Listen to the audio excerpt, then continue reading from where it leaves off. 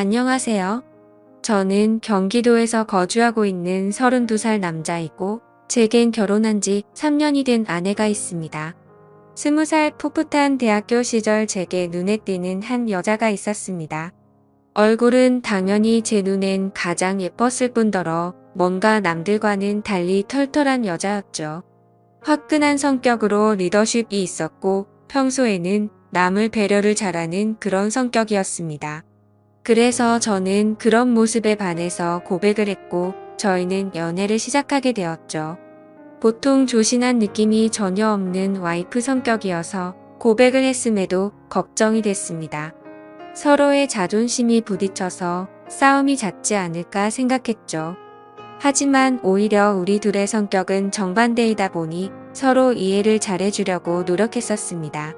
그러다 보니 아내와 저는 7년이라는 오랜 시간 동안 교제를 해왔는데 크게 싸운 적이 5손가락 안에 꼽을 정도로 싸운 적이 별로 없었습니다.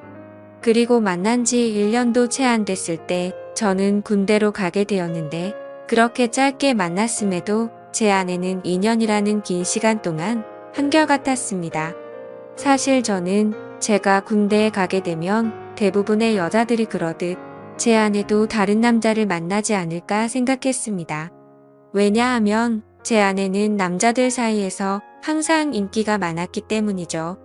하지만 그렇게 인기가 많았음에도 단 한 번도 다른 남자에게 한눈도 팔지 않았습니다. 저는 그런 모습에 또 다시 반했고 그때 다짐을 했죠. 이 사람과는 평생을 함께하고 싶다. 빨리 자리를 잡아서 꼭 결혼을 해야겠다라고요. 그렇게 저는 무사히 군대를 전역하고 나서 하루라도 빨리 제 아내와 함께 지내고 싶어서 열심히 살았습니다. 그래서 대학교를 다니면서도 항상 전액 장학금을 받고서 졸업을 했고 안정된 직장에 취직한 뒤에 제 아내와 백년가약을 맺었습니다. 평생을 함께하고 싶었던 제 아내와 결혼을 하고 3년 동안은 누구보다도 행복하고 재미있는 결혼 생활을 이어갔습니다. 근데 갑자기 청천벽력 같은 비보가 전해졌습니다. 장인어른께서 교통사고로 인해 갑자기 세상을 떠나게 되셨다고 연락이 왔습니다. 정말 말로 할 수 없을 만큼 충격적이었죠.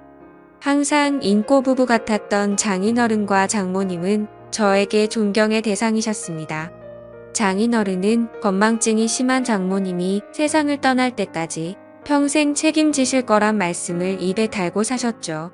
건강하게 살아야 한다며 등산도 꾸준히 하시고 식단 관리까지 할 정도로 자기 관리가 철저하셨습니다. 그리고 장인어른은 제게도 아들처럼 대해주셨어요.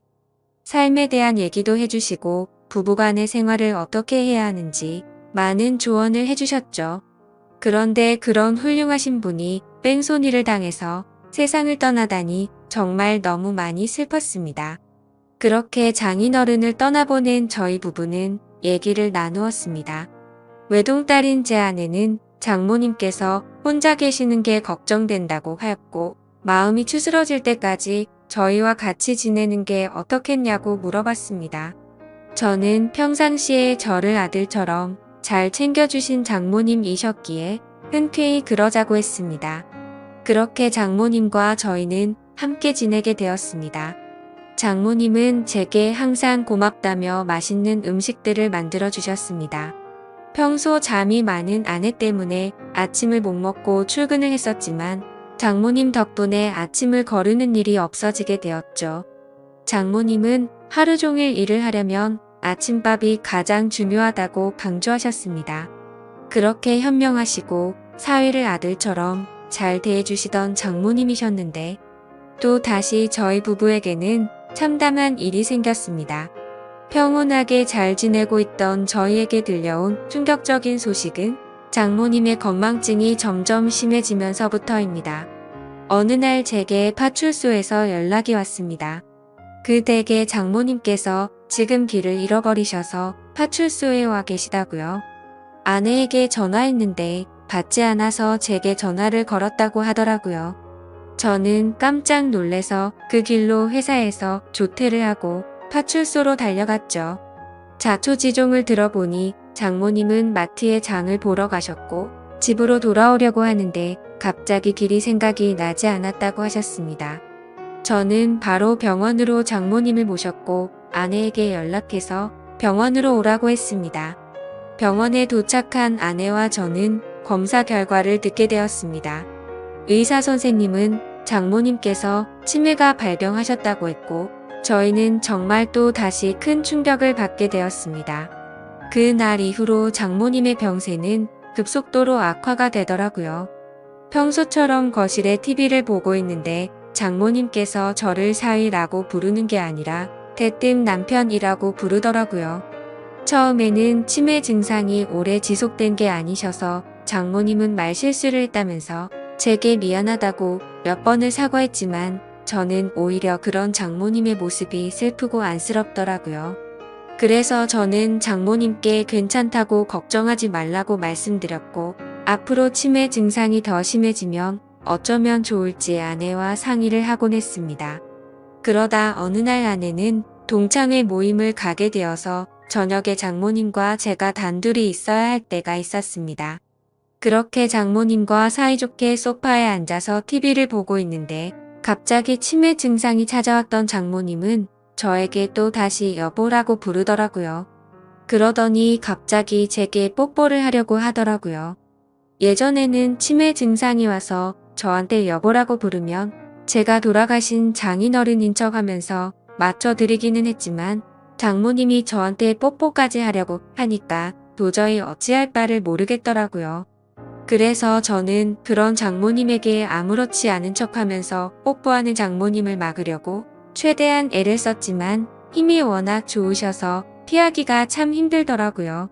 평상시에 아무리 아름다운 외모를 가진 장모님이었다고 해도 존경하는 장모님이고 제 아내의 어머니인데 그런 분이 저보고 여보라고 부르면서 뽀뽀를 하려고 하니 정말 부담스럽고 너무 당황스러웠습니다.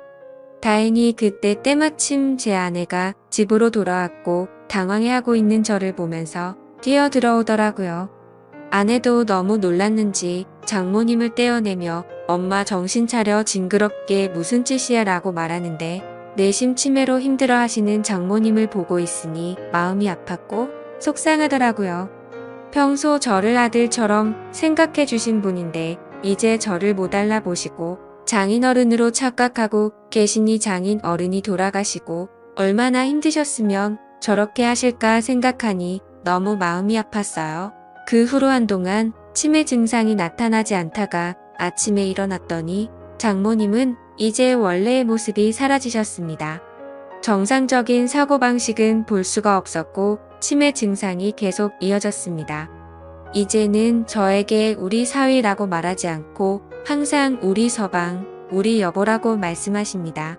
저는 장모님께서 저를 보고 남편이라고 생각해도 아무렇지 않게 받아들이고 있지만 그런 장모님을 보면서 제 아내는 매일 밤마다 혼자 숨어서 울기만 하네요. 저도 이렇게 마음이 아프고 슬픈데 제 아내는 오죽할까요? 갑자기 건강하시던 아버지가 곁을 떠나가고 의지하던 어머니는 갑자기 치매 증세가 발병하셨으니요. 아내는 엄마가 아이가 된 것 같아서 너무 속상하고 슬프다고 했고 그런 엄마 때문에 제가 매일 힘들어하는 것 같다면서 저에게 미안하다고 매일같이 사과를 하네요. 저는 진심으로 괜찮다고 생각해서 아내에게 괜찮다고 말하지만 아내는 장모님을 요양원으로 보내서 모시는 게 어떻겠냐고 하는데 저는 솔직히 요양원으로 보내고 싶지는 않더라고요. 제게는 너무나도 완벽하고 예쁜 아내를 힘들게 키워주신 훌륭한 분인데 고작 치매라는 병 하나가 걸렸다고 해서 쓸쓸하게 요양원에서 지내게 할 수는 없겠더라고요. 그렇게 저는 단호하게 아내의 제안을 거절했고 제 고집으로 인해 장모님과 함께 살고 있었습니다.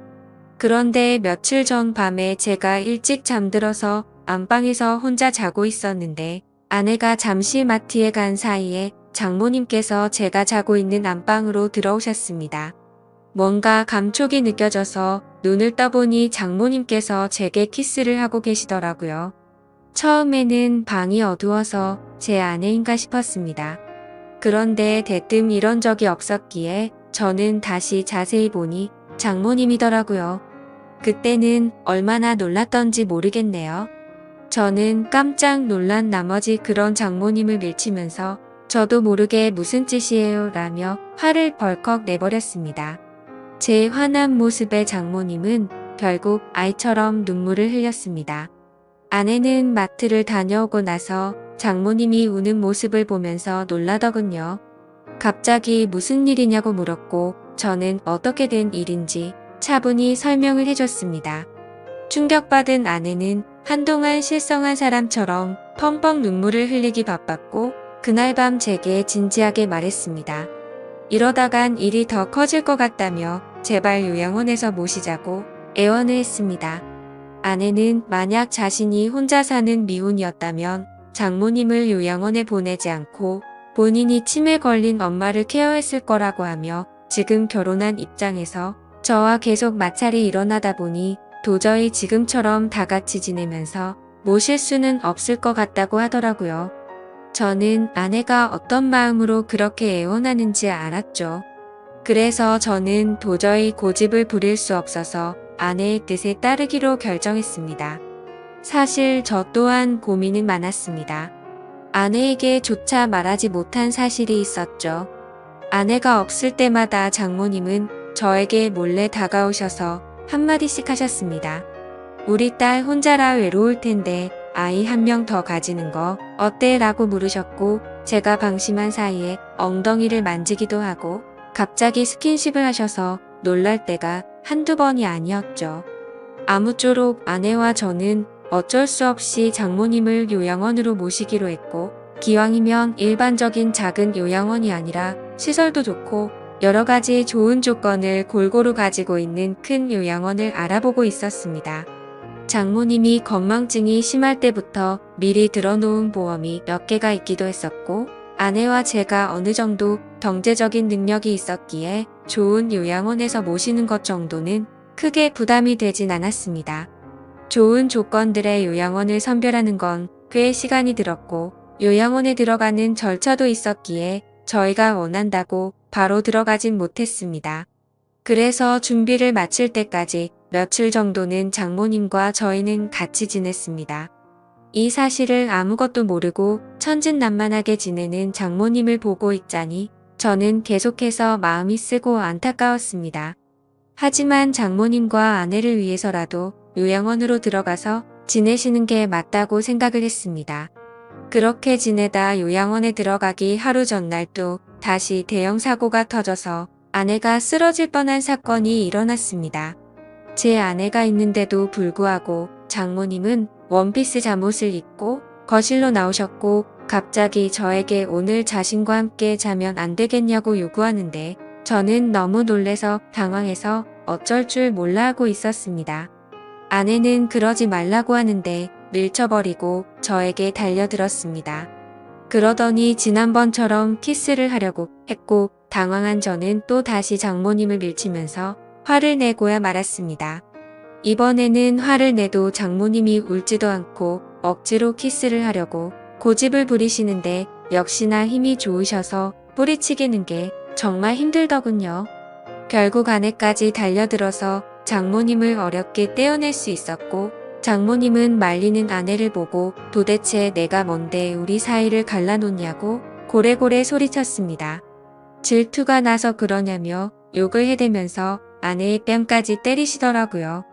순식간에 벌어진 일이고 태어나서 처음 겪어보다 보니 너무 무섭더라고요. 제가 알고 있던 자상하고 고운 장모님이 이렇게까지 변하는 걸 보니 정말 다른 사람인지 알았습니다. 아내도 마찬가지로 엄청 당황해하면서 울면서 가만히 서 있는데 저는 그런 아내를 데리고 안방으로 피신을 시켰습니다. 그렇게 사고가 크게 한바탕 벌어지고 난 뒤 장모님을 진정시키느라 몸도 마음도 정말 힘들더라고요. 다음날 저는 아침 일찍 일어나서 장모님을 요양원으로 모셨습니다. 그런데 장모님은 눈치를 채셨는지 갑자기 우시면서 자신을 두고 가지 말라고 하는데 그런 모습을 보고 돌아서는데 정말 마음이 찢어지듯이 아팠습니다. 지금도 일주일에 한두 번은 장모님 보고 싶어서 찾아뵙는데 아직도 저를 보고 남편이라고 부르며 왜 자신을 두고 갔냐는 식으로 말하더군요. 면회를 가고 집에 가려고 하면 제발 나 좀 데리고 가달라고 울고불고 난리가 납니다.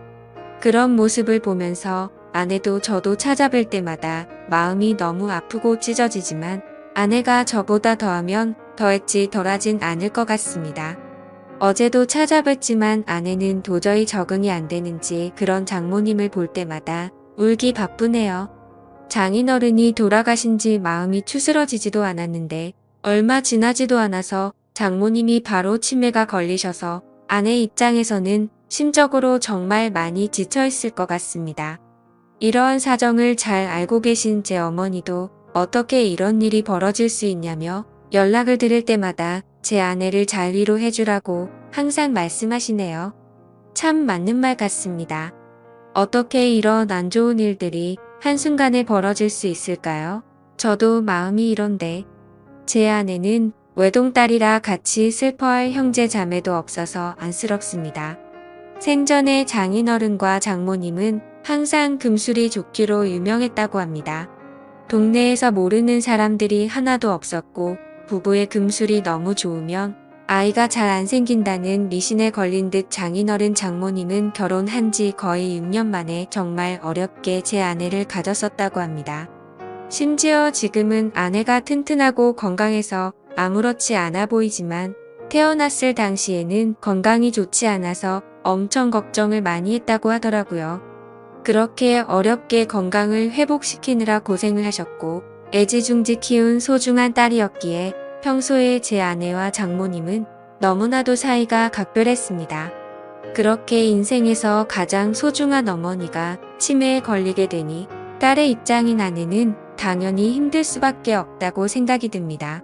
제게 직접적으로 말로 표현하진 않지만 옆에서 지켜보고 있으면 웃음도 사라졌고 넋이 나간 사람처럼 멍하니 있을 때가 많아졌습니다. 저는 사회일 뿐인데도 이 글을 적으면서 장인어른 생각과 장모님의 생각에 눈물이 나네요. 정말 누구보다 정정하셨었고 항상 웃음 넘치고 화목하기만 했던 부부셨는데 이런 현실이 일어났다는 게 믿어지지가 않습니다. 아무쪼록 장모님께서 아무리 난감하고 감당하기 힘든 일로 저를 당황스럽게 하셨지만 저를 아들로 생각해 주시고 잘해주신 모습들이 제 어머니 같았습니다. 그래서 앞으로도 자주 장모님을 찾아뵐 생각이고 제 친어머니를 모시듯 잘 보살펴 드리려고 합니다.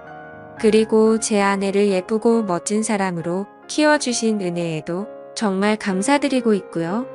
왜 착하고 고우셨던 우리 장모님에게 이런 일이 찾아오는지 가끔은 가슴이 미어터지네요. 치매는 유전도 심하고 어린 나이에도 올 수 있다고 하니 제 아내에게는 결코 그런 일이 없도록 옆에서 든든히 지켜주려고 합니다.